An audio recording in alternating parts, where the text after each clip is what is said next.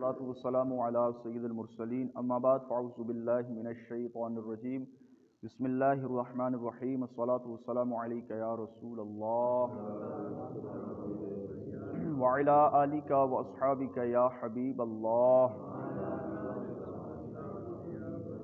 آج انشاءاللہ ہم اللہ تبارک و تعالی جل جلالہ کے فضل و کرم سے سورہ انفال کی آیت نمبر 15 اور 16 کا ترجمہ و تفسیر پڑھنے سننے کی سعادت حاصل کریں گے۔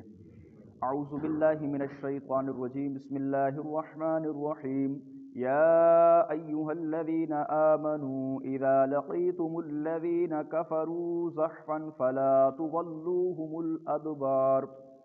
ترجمہ کنز العرفان، اے ایمان والو، جب کافروں کے لشکر سے تمہارا مقابلہ ہو تو ان سے پیٹھ نہ پھیرو۔ یا ایہا الذین آمنوا، اے ایمان والو۔ اس آیت میں اللہ تعالیٰ نے یہ حکم دیا کہ میدان جنگ میں مسلمان کا کافروں کو پیٹھ نہ دکھانا۔ یہ حکم اس وقت ہے جب کافر مسلمانوں سے تعداد میں ڈبل ہوں، اس سے زیادہ نہ ہوں۔ اگر کفار کی تعداد مسلمانوں کے مقابلے میں ڈبل سے زیادہ ہو تو پھر مسلمان کا پیٹھ پھیر کر بھاگ جانا جائز و حرام نہیں، یعنی جائز ہے پھر حرام نہیں۔ جمہور کے نزدیک 100 مسلمان کا 200 کفار کے مقابلے میں بھاگنا کسی بھی حال میں جائز نہیں، یعنی میدان جنگ کے اندر 100 مسلمان ہیں تو ان کے مقابلے میں 200 کافر ہیں تو اب مسلمان کو میدان جنگ سے بھاگنے کی اجازت نہیں۔ اور اگر کافروں کی تعداد 200 سے زیادہ ہو تو ان کے مقابلے سے بھاگنا اگرچہ جائز ہے، لیکن صبر و استقامت سے ان کے مقابلے میں ڈٹے رہنا ہی بہتر و افضل ہے، جیسا کہ بدر کے اندر 313 صحابہ کرام علیہم رضوان 1000 کفار کے مقابلے میں ڈٹے رہے۔ وَمَن يُوَلِّهِمْ يَوْمَئِذٍ دُبُرَهُ إِلَّا مُتَحَرِّفًا لِقِتَالٍ أَوْ مُتَحَيِّزًا إِلَى فِئَةٍ فَقَدْ بَاءَ بِغَضَبٍ مِّنَ اللَّهِ وَمَأْوَاهُ جَهَنَّمُ وَبِئْسَ الْمَصِيرُ۔ ترجمہ کنز العرفان، اور جو اس دن لڑائی میں ہرن مندی کا مظاہرہ کرنے یا اپنے لشکر سے ملنے کے علاوہ کسی اور صورت میں انہیں پیٹھ دکھائے تو وہ اللہ کے غضب کا مستحق ہوگا اور اس کا ٹھکانہ جہنم ہے اور وہ بہت بری لوٹنے کی جگہ ہے۔ یعنی مسلمانوں میں سے جو جنگ میں کفار کے مقابلے سے بھاگا وہ غضب الہی میں گرفتار ہو گیا اور اس کا ٹھکانہ دوزخ ہے۔ البتہ 2 صورتیں ایسی ہیں جن میں وہ پیٹھ دکھا کر بھاگنے والا نہیں ہے۔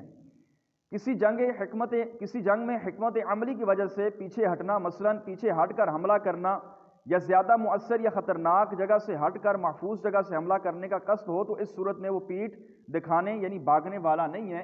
بھاگنے والا اسی صورت میں ہوگا کہ جب وہ میدان جنگ کو چھوڑ کر اپنے گھر کو واپس آ جائے یا اپنے وطن کو لوٹ آئے، تو اس کے علاوہ وہ بھاگنے والا نہیں ہوگا۔ اسی طرح اپنی جماعت میں ملنے کے لیے پیچھے ہٹنا، مسلمان فوجوں کا کوئی فرد یا گروہ مرکزی جماعت سے بچھڑ گیا، وہ اپنے بچاوے کے لیے پسا ہو کر مرکزی جماعت سے ملا تو یہ بھاگنے والوں میں شمار نہ ہوگا۔ یعنی کوئی فوجی اپنے جماعت سے علیحدہ ہو گیا، علیحدہ ہو گیا تو اب وہ اپنی جب جماعت سے اپنے گروہ سے ملے تو فرمایا وہ بھی بھاگنے والا نہیں ہوگا۔ جنگ احد اور جنگ حنین میں جن صحابہ کرام علیہم رضوان کے قدم کھڑے تھے وہ اس آیت کی وعید میں داخل نہیں، کیونکہ اللہ تعالیٰ نے قرآن پاک میں جنگ احد میں پسپائی اختیار کرنے والے صحابہ کرام علیہم رضوان کی عام معافی کا اعلان فرمایا۔ یعنی ان جنگوں کے اندر جو صحابہ کرام پیچھے لوٹے تھے ان کی معافی کا جو ہے اللہ تبارک و تعالیٰ نے اعلان فرمایا ان الذین تولوا منکم یوم التقى الجمعان انما استزلهم الشیطان ببعض ما کسبوا ولقد عفا اللہ عنہم۔ بے شک تم میں سے وہ لوگ جو اس دن بھاگ گئے جس دن دونوں فوجوں کا مقابلہ ہوا، انہیں شیطان ہی نے ان کے بعض اعمال کی وجہ سے لغزش میں مبتلا کیا اور بے شک اللہ نے ان کو معاف فرما دیا۔ اللہ تبارک و تعالیٰ نے پھر قرآن پاک نازل فرمایا کہ جو صحابہ کرام ان جنگوں میں پیچھے واپس آ گئے تھے ہم نے ان کو معاف کر دیا۔ یوں ہی جنگ حنین میں جن صحابہ کرام نے ابتدائی پسپائی اختیار کی ان کے مؤمن رہنے کی گواہی خود قرآن کریم میں موجود ہے۔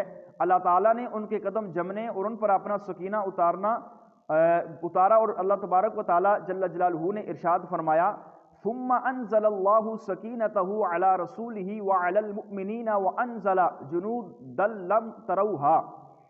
پھر اللہ تعالیٰ نے اپنے رسول اور اہل ایمان پر اپنی تسکین نازل فرمائی، اس نے فرشتوں کے ایسے لشکر اتارے جو تمہیں دکھائی نہیں دیتے تھے۔